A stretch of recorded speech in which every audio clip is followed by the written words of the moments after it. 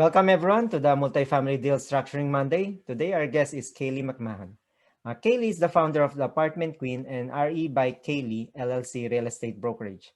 She is general partner and principal of 45 million worth of asset in Texas and 17.1 million in Phoenix. Kaylee has purchased over 2 million in real estate as a key principal, and she has sold all over $3 million in residential real estate before transitioning into her current full-time syndication role. Originally from Portland, Oregon, host of Invest Her Dallas. She has started a podcast called Number One Leading Ladies, where she interviews kick-ass women who are disrupting their industry and their real story as business owner. Her company culture models around changing the face of multifamily to bring more women into the light of as a powerhouse operators, key principals, and commercial brokers. Here's the interview. Hi, Kaylee. Welcome to the Multifamily Deal Structuring Monday, where we will discuss all about your first GP or one of your early deals as an active operator. Thank you for joining us here in the show. Thanks, Jeff. Nice to have you. Yeah, it's an awesome pleasure. Tell us about yourself. What would you like to know? Yeah, so any experience, like your background?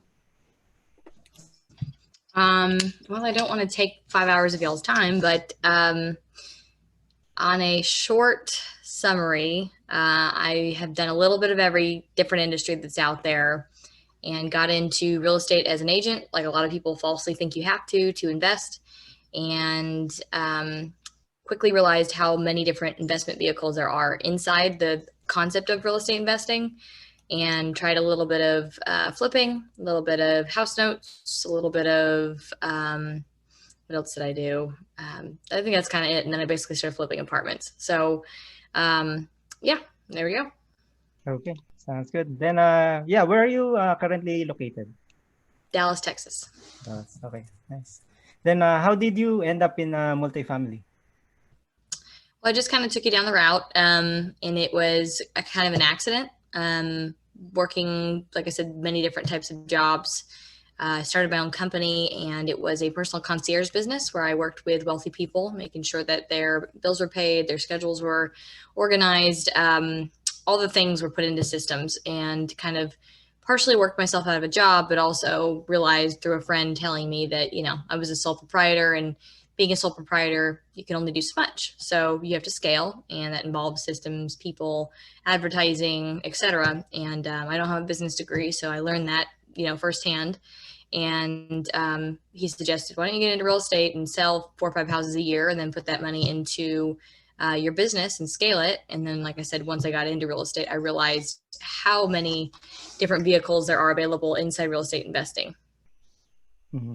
Then one of it is like the multifamily. Yeah. So it's a good background. Like, any limiting belief that you have, and how were you able to overcome it when get to your first multifamily deal? Oh my God. I mean, I still have them now. I mean, I'm sure everybody does, the little guy in your head that's like, you're not smart enough, you're too young, you don't have enough money, you don't know enough, et cetera, et cetera, et cetera. But really realizing that as a person, because of a lot of abuse that I've been through in my past, that I'm a very resilient person. And so resiliency means that you're somebody who leans on what you do have and not what you don't have. So there were a lot of parts of my life where I didn't have a lot. And partially I didn't even realize it until I was introduced to like really good friends who had good parents and lived a good life, and realized, oh wow, I'm missing out on this. But the whole time getting through everything, it was really focusing on what I do have.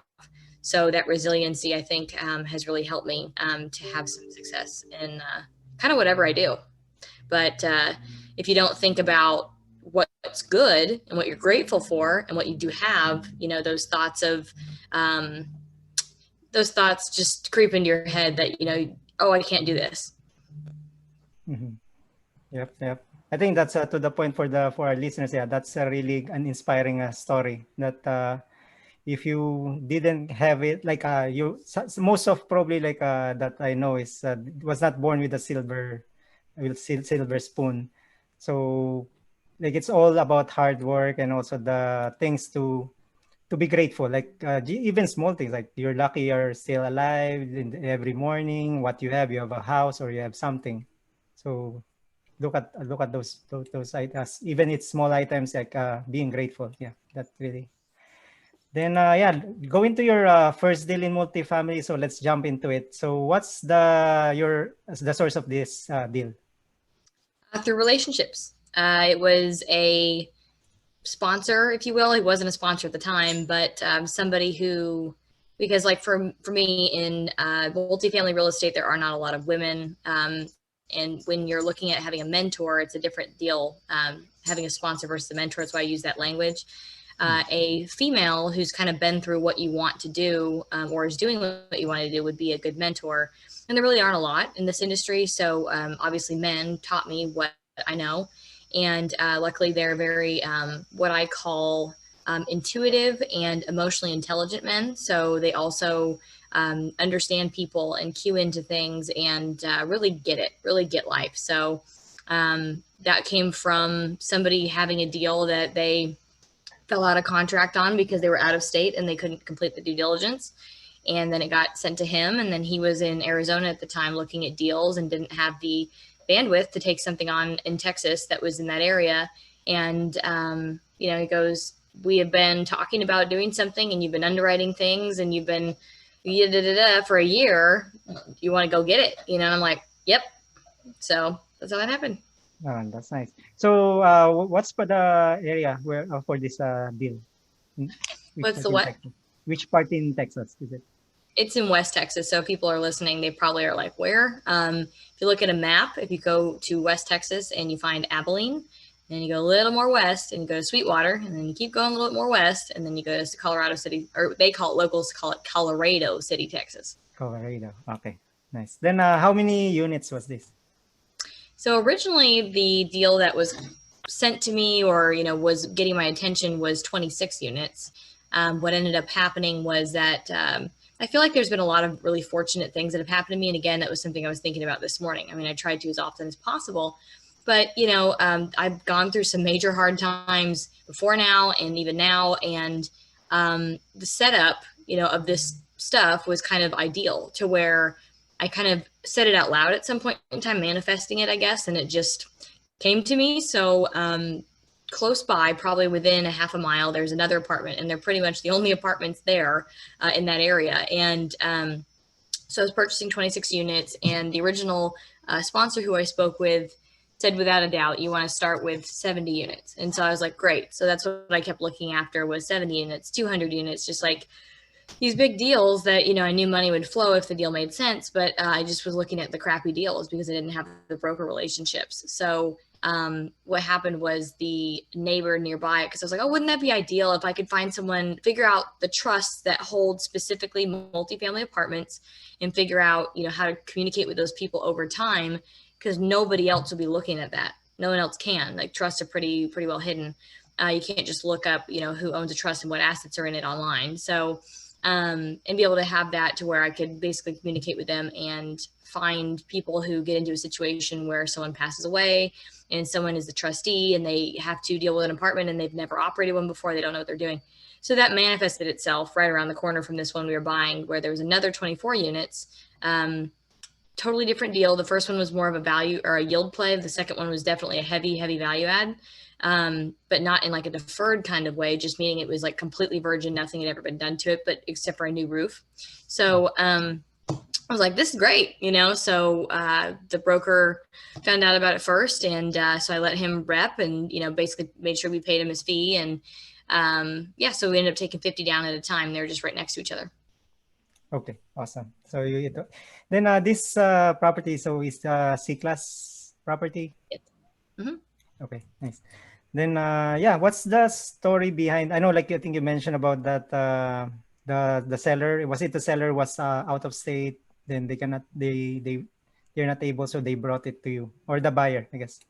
Yeah, the first buyer was out of state, and then they brought it to my sponsor, as I mentioned, and then he was out of state. So then he was like, you know what, you ready to do something, so it's time. Yeah. Then for the 24 units, how did you get, like, what's the story of that one? So what do you mean, the story? I mean, was there any reason for the seller to sell it, or what's the reason behind selling the 24 units? or is Well, it maybe totally like distressed property? Well, maybe I wasn't clear, but like I said, it was the sweetheart of a deal that I'd been manifesting where right next door, the 24 units was in a trust. And I guess I didn't finish my story. The guy's mother passed away. So Oh, there was sorry. a property left in a trust, and the guy that was operating it was running it into the ground. And so we just kind of found out because the local accountant who was in charge of the trust, he or their CPA, anyway, he was trying to offload it because they didn't want to deal with it. So, yeah, it was just a really great situation where, it looks kind of scary at first. You're like, oh, there's no leases. Oh, the rent Yeah. roll is handwritten on a legal pad. Oh, but that's where you take the risk. That's where I would take a risk, is in something that you see the building structure is really good. There's like zero crime. If I was looking at what I could boost the rents to comparatively to this other property, you could see it more of a, here's where we can go for sure. It's already being done down the street. And then Mhm. looking at local comps and saying, oh, we could really bump this up. So it's actually performed a lot better than we even projected. So actually I won't get there yet, but yeah, it's done well. Okay. Okay. That's good. Then, yeah, I guess like you mentioned that there was no, I mean, that not no rent roll, I guess, or like a formal rent roll for this because there's no leases. Then, but were you able to come up with like a T12 on the at least on the 26 units? On the 26th, yeah, they did have some systems. So they did have a rent roll and a T12. Yep. Then, do you recall like any red flags during that time? Oh, yeah. Yeah, if you can share like what were the different red, or I mean, some of the red flags that you saw on the T12? Not on the T12. It was physical. So Oh, okay. the only thing that was an issue was on the 26 unit was that the roof basically was a concern. When our roofer went up there, he was like, it needs to be replaced. And so we tried to negotiate. And now my contracts specifically state, whenever you're doing a deal with me, that if there is any issue with the roof, in so much verbiage, basically it says that we will be requiring the seller to make a claim under his insurance or her insurance, and then basically being able to assign it to us as beneficiary, where the check goes, when it goes, so there's no insurance fraud, all this other stuff. But that way, the seller doesn't have to have us retrade, for like $200,000 or whatever or more. And then, or it doesn't have to be adjusted out of the purchase price. It's basically just paid for by the insurance. So kind of everybody wins. Oh yeah, actually that's a great idea. So at least they don't need, so they still get their price. Then at the same time, it's not like a retrade. So oh, that's really good. Then yeah, for these two units, what was the original asking price? I'm going to not remember. I think it was 650. Oh, nice. I think, yeah. Yeah. Then And after his vacation, because he took a while to respond, I put in an offer that got accepted in I think December, and then the holidays or whatever, he took his time, and I think he responded in January with an acceptance, but we're going to ask for another 100K, so 750, yeah, and then we ended up me going, no, I mean, that was some kind of party that you had over the holidays. That's great, but I'm not paying your bills, so yeah. we're not doing that. So basically came back down, and I went super low, and it came back. We ended up at 675. Yeah. Okay. Yeah, yeah. Then yeah, for this property, like what's the economic occupancy on the property? The 26. The 26 unit. Yes. The economic is, let's see, I'm gonna have to do some math 1 second. It's not that hard to do. I just want to get it right. I'm not a head math person. Okay, so 20. So the thing is one person pays late every month, and so they know they're going to get a late fee. So they always pay on the 15th, which is after whatever, but they pay. Yeah. So for a while, one of the units every month looks delinquent. So I don't know how you want to count that, because it's actually technically it's paid every month. So Yes. really in reality, and then there's one person that has a semi balance, and it's based on repairs. So I don't know. I So at mean, least only two units. Two units is kind of, it's or 100% one unit. occupied. Ah, okay. It's 100% occupied after we flipped all the bad tenants out and kept the good ones and bumped the rents. So really, it's just like $150 it's delinquent pretty much consistently right now. So very low. We'll just say that. Yep, yep. Then, yeah, how is the financing breakdown on this? Like, did you get just, I guess, a bank loan? It's less than 1 million. Yep. Then, Exactly. I was going to do agency, but agency at that time started at 750 minimum. So, and then now okay. that I was going to do an agency loan on a deal I'm under contract on now, I actually just flipped it to bank debt because they can't get it done fast enough. It's super expensive. They have all these really stupid rules when it comes to guarantors. And I mean, I've got the resources to get it done, but it was the time frame that it was going to not get finished till 2021. So I'm like, look, like I need to do a cost segregation study this year. Our investors are expecting it. I don't know what the heck's going to happen with the tax law next year. So let's take advantage of this now. So I just needed to flip the bank and get it done. Okay. Then the loan amount, like how are you able to get like what's the LTV for this this deal? It was 80-20. 80-20.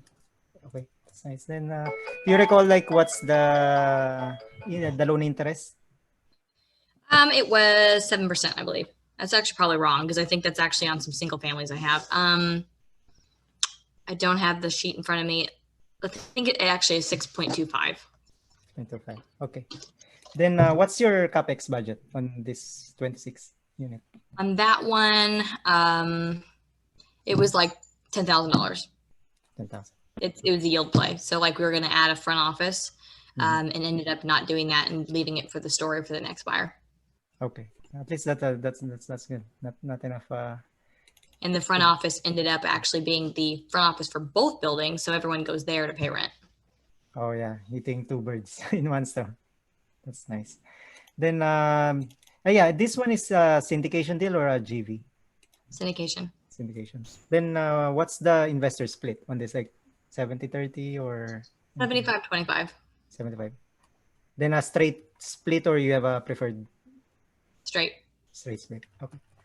Less complicated. Yep. Yeah. So then your business, yeah. So your business plan is just a yield play on this one. Then yeah, creating that front office. Anything else like that you're planning to do on this property? We already finished everything. Like I don't know if I've said that already, but they're for sale. So we're done. We put in a dog park. We put in a grill and pergola. We put in a new sign, changed the name, changed our advertising, obviously, and kind of like the curb appeal a little bit, not crazy, just a little bit of landscaping. And then I'm working on a roof claim right now. We'll see if that gets paid out or not. Just like I mentioned I mean, that's a whole story in and of itself, but basically we ended up closing and the seller refused to do anything with the roof because it was like, you either close this or, you sit there and sue me to do it. Or anyway, long story short, there's leaks that needed to be repaired, and we've been patch repairing it, but we've had a couple big storms and now we have some like major leaks. So I'm like, okay, it's time for a claim. Yep. Then yeah, regarding the like going to the next section of the show regarding due diligence, like when you bought this, what were the due diligence that you have done on this property?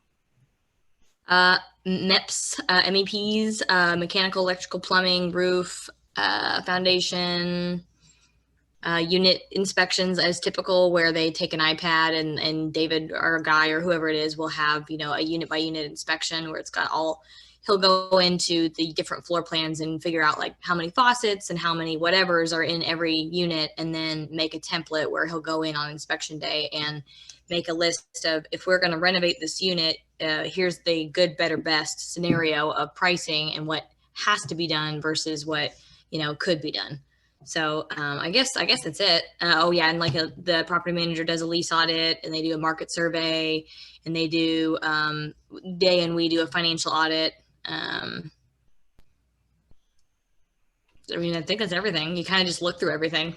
Okay. Yep. Then at least the next the property management company that you will be using, so they helped out in this at least in the lease audit and. Yep. Okay, that's nice. They should. I mean, honestly, that's part of checking your comps and checking your market and checking. The property manager should be willing and excited to help take over a new acquisition that they'll be in charge of, because that's how they make money. Correct. Yeah, and also I think some of the property management company also does it for free, right? That as long as you use them. Yep. So that's some tips on your on the for our listeners. Like so if you have a property that you're interested in buying and you have a property management company lined up, so might as well have them being utilized in helping out in the lease audit and other stuff during the Yep. due diligence. Yeah. So yeah, for the capital raise, how much capital was needed to be raised for this deal, the 26 units? I would need to look at a spreadsheet to tell you the honest truth, but it was somewhere around 300, I think, or a little less, maybe 250, 270, something like that. Okay. Then That's what happens when you have leverage. It's not that much. yeah, that's really good. Then for the average investor's investment, like how much was it? Is it at 50 or less kind of Average, I'd say 25. 25? Okay. Then how long did it take for the whole capital raise? Um, that was the hardest freaking thing I've ever done because I didn't have a strong track record. I was kind of doing this on my own. The only thing that I didn't have to figure it out was just the net worth portion of it. I had the experience after shadowing and learning and going to so many conferences and working on other people's deals and kind of shadowing on one where I was like a ghost or sub asset manager where I'm just like learning what they're doing, but I'm not getting paid for it. So yeah, I didn't have the net worth portion of it. So I had to have someone come in and sign on the loan. And the raise, like I said, was the hardest thing that I've ever done. So it was first of all, not just one raise, they were simultaneously bought at the same time. Oh, So, and they're two different syndications, two different companies, two different everythings. So you're trying to talk to investors and be like, well, which one do you want to invest in? And you're confusing them because they're like, well, I don't freaking know. Do I want to do a yield play? Do I want to do a value play? Value play is more risky in this situation, but anyway, so trying to not confuse investors was hard. And then kind of going back to some of my like college alumni individuals that went to my school. I don't really have much family, so none of my family was going to be involved or contribute or help in any way. So then it was just friends basically that I could turn to. So, and a lot of friends that I had that were surgeons or whatever that, like, yeah, you have a project and I'll put money into it, blah. And then when it comes down and pedal hits the floor or whatever, they're like, blah, blah, blah, just words. So, then you have to be creative and you have to reach out to everybody that you've ever known, and really, really work hard. So, I don't remember the time frame, but if I remember correctly, it probably went about a month longer than typical. So yep. But at least it takes the courage. I mean, it took 5 months to tell you the truth. Like in all honesty, we were still negotiating in January, but so it probably took 4.5 months. And normally I would think a closing could happen now in 3 months, kind of maximum. So anyway, it was just, I got into a situation where we were arguing about the roof and the guy changed his mind and then wouldn't sign the document. Then then we fell out of contract and he refused to sign it. So we had to start a whole new contract again. And anyway, so it took down to the wire for 4 or 5 months or whatever it was, I guess 4.5 months. Okay. So that's the whole closing, I guess, for the end to end. Yep. 4.5. Okay. Then so I think that answers also the last segment of the closing portion, where like how long did it take from that LOI or PSA to closing? Yeah. Yeah, and that's not bad. I've got friends that have taken 9 months, a year. Yep. I mean, stuff happens. And then honestly, what also happens is that you have an operator that's not creative. I'm like, I'm willing to get freaking creative and figure out a way to just freaking close like I said I would, So when I've got an apartment right behind my house right now that I've been bugging the guy to sell it to me for a couple of years now. And he finally, I think, got the idea in his head. But someone that put down money, and I think he was seller back carrying a portion of it. And so obviously they're buddies. The guy didn't perform. He put under contract in February, and I think I contacted him again in like July or August. And I'm like, what are you doing? Like, the guy should have done a master lease. He should have like had you seller back carry. And then like, there's so many different ways to do things just to get it through closing and then figure it out, but I guess they're lost. Okay. It fell through. Yeah. Then so we reached at the last portion of the show where I asked every guest these final 5 sizzling questions. So the first question is any lessons learned that you want to share, like from deal analysis, due diligence, anything in on this deal? Oh my God, a ton. I mean, like I mentioned, the roof thing earlier. In your contracts, you can put in there on your letter of intent that, like in this special provisions area, I'll put like extra 10 days of time will be granted if the lender requires, and so that leaves you like a wide open. Like you just call your lender and go, "Hey, by the way, you require it. Let them know." You don't. So it's like a free extension. Doesn't require any earnest money. You want to start getting all your due diligence documents. Like your due diligence period doesn't start day one until you've received all the materials that you need. So rent rolls, financials, surveys, floor plans, all the things that they should know. I actually have a free checklist. If you'd like, you can reach out to me at admin@theapartmentqueen.com and I can give that to you. But, basically having those things in your contract where it says day one due diligence doesn't start until this is delivered. And then honestly, when it comes to your contract, your company agreement, always make sure that your attorney puts in there to have an ADR or an alternate dispute resolution in there, because I've gone through a situation in my life where that wasn't in there. And so I dealt with somebody who was angry and didn't want to reason and talk to me about fixing something that was going wrong. And so that ended up turning into a huge lawsuit and litigious situation, which then starts affecting the other investors. And that's not really necessary. So if there would have been an alternate dispute resolution, we would have gone to mediation, arbitration, and then possibly avoided litigation. And that's what I wanted to do. But because the documents didn't say that that was the process, now this is kind of wide open for all this other crazy stuff. So I would definitely recommend an ADR.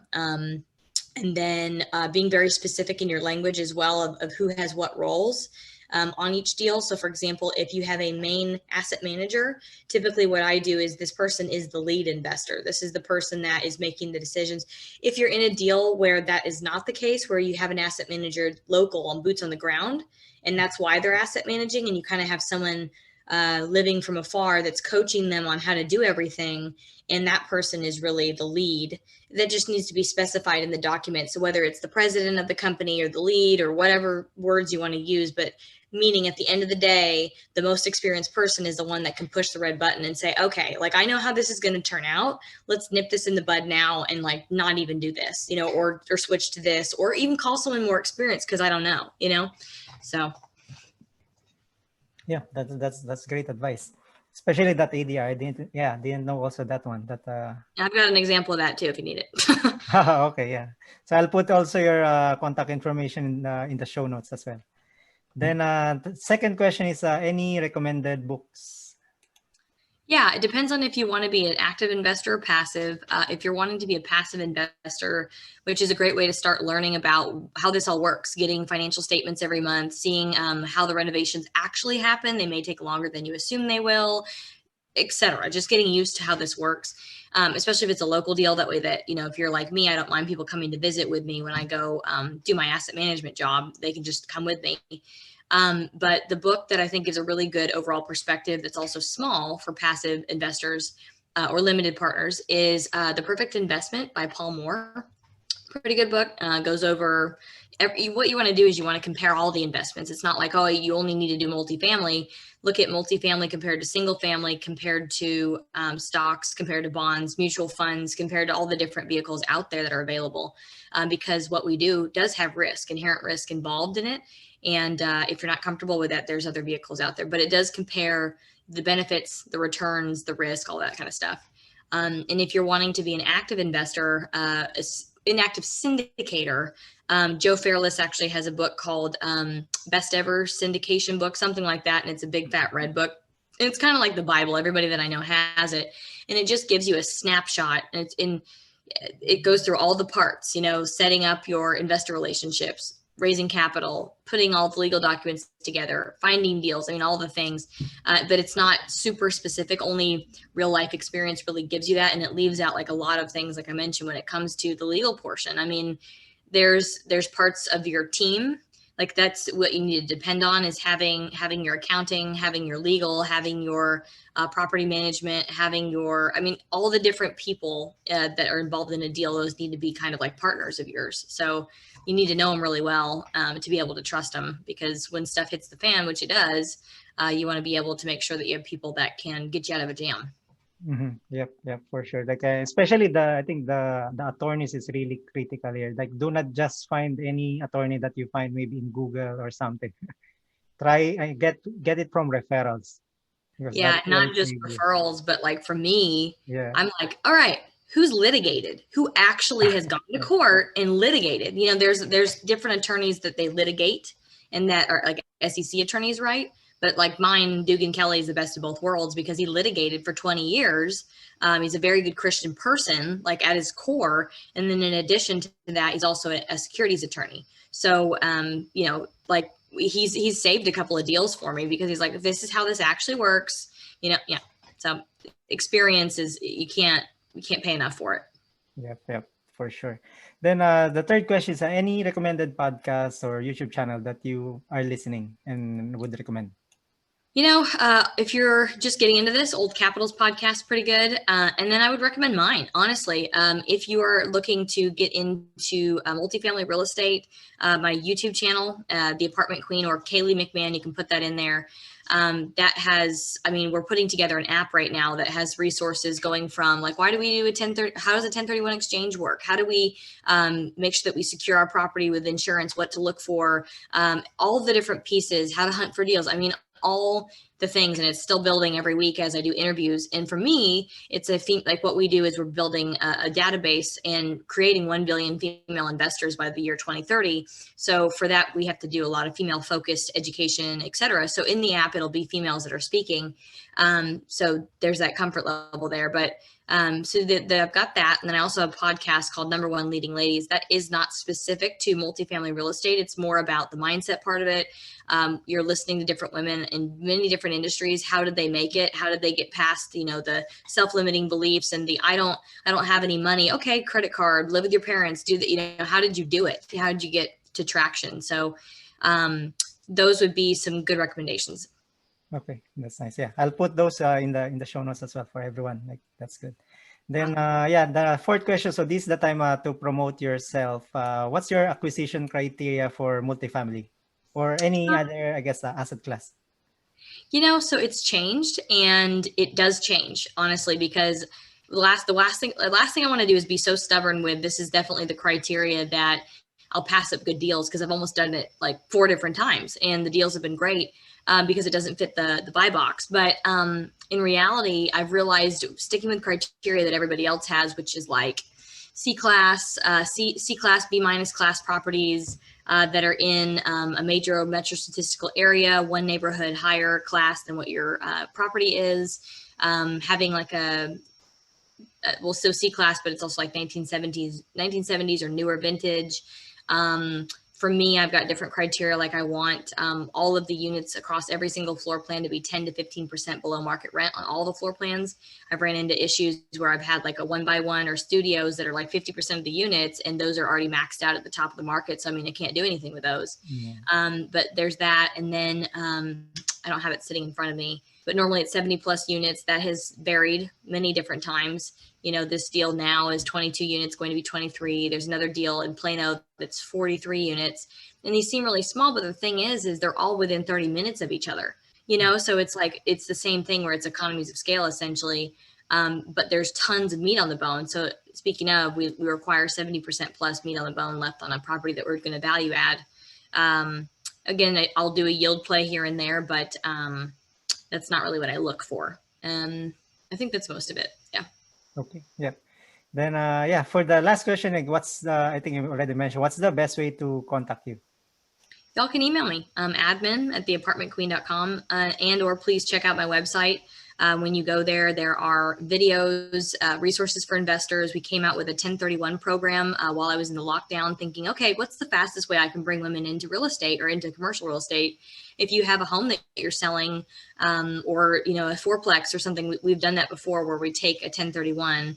So we have that program. Also, there's underwriting software that our underwriter developed on our website, and it's all up in the top tabs there where you have like investor resources. You can look at past projects, and then I believe that the qualification form for investors is also on there. So there's a ton of stuff on my website if you'll just hang out there for a couple hours. Okay, nice. Yeah, I'll put that. Oh, and that is www.theapartmentqueen.com. Yeah. I'll put that one in the notes. Yeah, so I think we reached the end of the show. Thanks a lot, Kaylee, for being a guest. Appreciate your time. Yeah, thank you very much. I appreciate it. All right, thanks.